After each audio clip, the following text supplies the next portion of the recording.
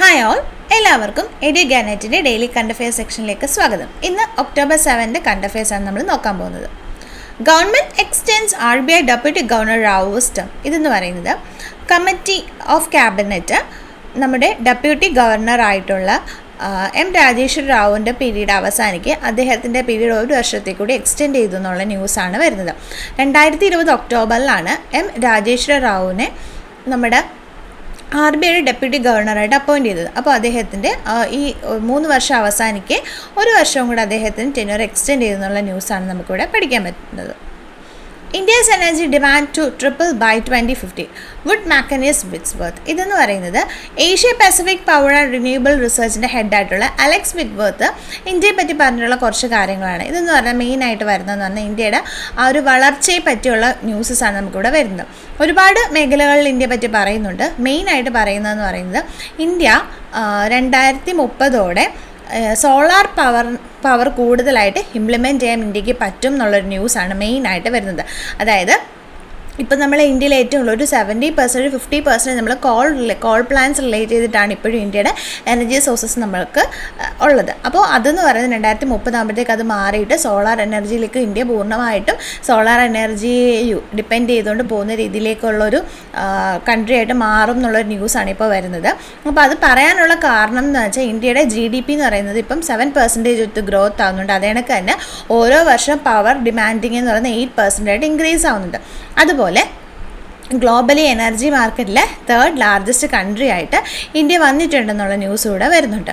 ഇനി ഇന്ത്യയെ പറ്റി പറയുകയാണ്, ഇന്ത്യയുടെ ഗ്ലോബൽ എനർജി ട്രാൻസിഷന് നമ്മൾ നോക്കുകയാണെങ്കിൽ ഓരോ വർഷം അത് ഇൻക്രീസ് ആയിട്ടുണ്ടിരിക്കുക. ഇപ്പം നമ്മളെന്ന് പറയുന്നത് ഇംഗ്ലണ്ടിനെയും ഫ്രാൻസിനെയും തോൽപ്പിച്ച് നമ്മൾ 3ാം സ്ഥാനത്ത് എത്തിയിട്ടുണ്ട്.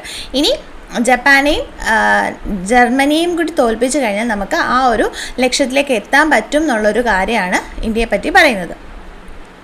ഇനി ഇന്ത്യ എന്ന് പറയുന്നത് ഇന്ത്യയുടെ മറ്റൊരു പ്രത്യേകത എന്ന് പറയുന്നത് ഇന്ത്യക്ക് സോളാർ മൊഡ്യൂൾ മാനുഫാക്ചറിലും അല്ലെങ്കിൽ ഗ്ലോബൽ മാർക്കറ്റ്സിലും എല്ലാത്തിലും ഇന്ത്യ ഒരു 2nd ലാർജസ്റ്റ് കൺട്രി ആയിട്ടിപ്പോൾ നിലകൊള്ളും എന്നുള്ള ന്യൂസാണ്. അപ്പോൾ അതിനകത്ത് തന്നെ പറയുന്നുണ്ട് 70% ഇന്ത്യ ഇപ്പോഴും എന്തിനെയാണ് ഡിപ്പെൻഡ് ചെയ്യുന്നത്, കോളിനെയാണ് ഡിപ്പെൻഡ് ചെയ്യുന്നത്.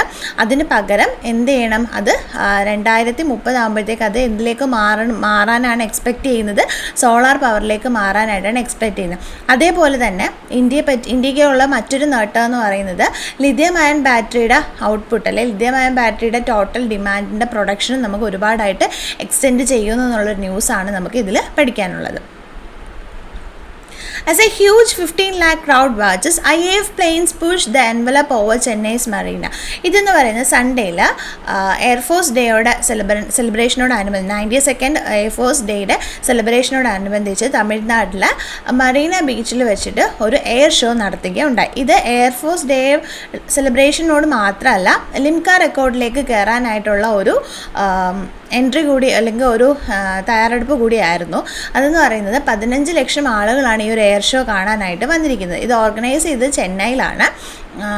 ഇതെന്ന് പറയുമ്പോഴത്തേക്ക് അതിനകത്ത് ഫൈറ്റർ ജെറ്റ്സ്, ഹെലികോപ്റ്റേഴ്സ്, അതിനൊക്കെ തന്നെ ജെറ്റായിട്ടുള്ള റാഫേൽസ് ഉണ്ടായിരുന്നു, തേജസ് ജെറ്റേഴ്സ് ഉണ്ടായിരുന്നു, സുഖായ് 30 MKS ഉണ്ടായിരുന്നു, മിറാജ് 2000 ഉണ്ടായിരുന്നു. അങ്ങനെ ഒരുപാട് നമ്മുടെ ഇന്ത്യൻ എയർഫോഴ്സിൻ്റെ ജെറ്റ്സും ഹെലികോപ്റ്റേഴ്സും എയർക്രാഫ്റ്റ്സും എല്ലാം യൂസ് ചെയ്തിട്ടുള്ളൊരു എയർ ഷോ ആയിരുന്നു ഇത് സൺഡേയിൽ നടന്നിരുന്നത്. ഇതിലെ കാണികൾ എന്ന് പറഞ്ഞാൽ 15 ലക്ഷം ആളുകളുണ്ടായിരുന്നു എന്നുള്ള ന്യൂസാണ്. ഇതെന്ന് പറയുന്നത് ആക്ച്വലി എയർ ഷോ എല്ലാ വർഷവും നടക്കുന്നത് വർഷങ്ങളായിട്ട് ഇത് ഡൽഹിയിലാണ് നടന്നുകൊണ്ടിരുന്നത്. ഒരു 2022 ചെറിയൊരു മാറ്റം വന്നിട്ട് ആദ്യമായിട്ട് എയർ ഷോ ഡൽഹിയിൽ നിന്ന് മാറ്റി ചണ്ഡീഗഡിൽ നടത്തി. അതിനുശേഷം 2023 പ്രയാഗ്രാജിൽ കൊണ്ടുവന്നു. ദെൻ ഈ വർഷം 2024 അത് ഹോസ്റ്റ് ചെയ്തിരിക്കുന്നത് തമിഴ്നാടാണ്. തമിഴ്നാടിൻ്റെ മുഖ്യമന്ത്രി MK സ്റ്റാലിൻ, ഉപമുഖ്യമന്ത്രി ഉദയനിധി സ്റ്റാലിൻ എല്ലാവരും ഈ ഒരു സന്നിധിയിൽ ഉണ്ടായിരുന്നു. 6-decade-old canal system of Hirakud damaged to get facelift. History പഠിക്കുന്ന ടൈമിൽ അല്ലെങ്കിൽ ഇന്ത്യൻ ജോഗ്രഫി പഠിക്കുന്ന ടൈമിൽ നമ്മൾ പഠിക്കുന്ന ഒരു ഡാമാണ് ഹിറാക്കുഡ് ഡാം എന്ന് പറയുന്നത്. 1958 നമ്മൾ നദിക്ക് ഒഡീഷയിലെ മഹാനദിക്ക് കുറുകെ നിർമ്മിച്ചിരിക്കുന്ന ഒരു ഡാമാണ് ഹിറാക്കുഡ് എന്ന് പറഞ്ഞാൽ ലോകത്തിൽ തന്നെ ഏറ്റവും നീളത്തിലുള്ള എർത്ത് ഡാമാണ്. അപ്പോൾ അതിനെ റിനോവേറ്റ് ചെയ്യാൻ പോവുകയാണ്. അതിനെ റിനോവേറ്റ് ചെയ്യുന്ന മെയിൻ കാര്യം എന്ന് പറയുന്നത് അതിൻ്റെ ആ ഇതെല്ലാം മാറ്റിയിട്ട് അവിടെ പ്രോപ്പർ പൈപ്പിംഗ് സിസ്റ്റം കൊണ്ടുവരിക. അതേപോലെ തന്നെ മിനിമം വേസ്റ്റേജ് കുറയ്ക്കുക. വേസ്റ്റേജ് ഓഫ് വാട്ടർ കുറച്ചിട്ട് അതിന് നല്ല രീതിയിൽ എല്ലാ രീതിയിലും വാട്ടർ വേസ്റ്റ് ചെയ്യാതെ ഉപയോഗിക്കാനായിട്ടുള്ളൊരു മെത്തേഡിലേക്കാണ് ഇത് റിനോവേറ്റ് ചെയ്യുന്നത്. 855 crore റിനോവേഷൻ പ്രോജക്റ്റാണ് ഇത് വരുന്നത്. ഇതിങ്ങനെ ചെയ്യുന്നതോടെ സംബൽപൂർ, സുബർണപൂർ, ബർഗ ആൻഡ് ബലങ്കർ ഡിസ്ട്രിക്ട്സിലെ ഫാമേഴ്സിന് ഭയങ്കര ഹെൽപ്ഫുൾ ആവും എന്നാണ് ഗവൺമെൻറ് അവകാശപ്പെടുന്നത്. 2024, 25, 27 ഫിനാൻഷ്യൽ ഇയറിനകത്ത് വെച്ച് തന്നെ ഇത് കംപ്ലീറ്റ് ചെയ്യാൻ പറ്റും എന്നാണ് പറഞ്ഞിരിക്കുന്നത്. മഹാനദി റിവറിലാണ് നമ്മുടെ ഹിരാക്കുഡ് ഡാം വരുന്നത്. ലോകത്തിലെ ഏറ്റവും നീളം കൂടിയ എർത്തൺ ഡാമാണ്. 1948 പണി ആരംഭിച്ചത് 1953 ഇതിൻ്റെ പണി തീർന്ന് ഉദ്ഘാടനം ചെയ്തിരിക്കുന്നത്. അപ്പോൾ ഇതിൻ്റെ കപ്പാസിറ്റി എന്ന് പറയുന്നത് 359.8 മെഗാവാട്ട് പവർ വരെ നമുക്കിതിൽ നിന്ന് നിർമ്മിക്കാൻ കഴിയും എന്നുള്ളതാണ് ഇതിൻ്റെ ഏറ്റവും വലിയ പ്രത്യേകത. 20 years after end deal, proposal opens from a small firm. ഇതെന്ന് പറയുന്നത് മാർച്ച് 2, 2006 ഇന്ത്യയും US-ഉം civil nuclear cooperation agreement sign ചെയ്തിട്ടുണ്ട്. പക്ഷേ ഇത്രയും വർഷമായിട്ടും അതിനെപ്പറ്റി പ്രത്യേകിച്ച് അതിനൊരു പുരോഗതിയൊന്നും ഉണ്ടായിട്ടില്ല. എന്നാൽ ഇപ്പോൾ അമേരിക്കയിലെ ഹോൾടെക് ഇൻ്റർനാഷണൽ കമ്പനി ക്രിസ്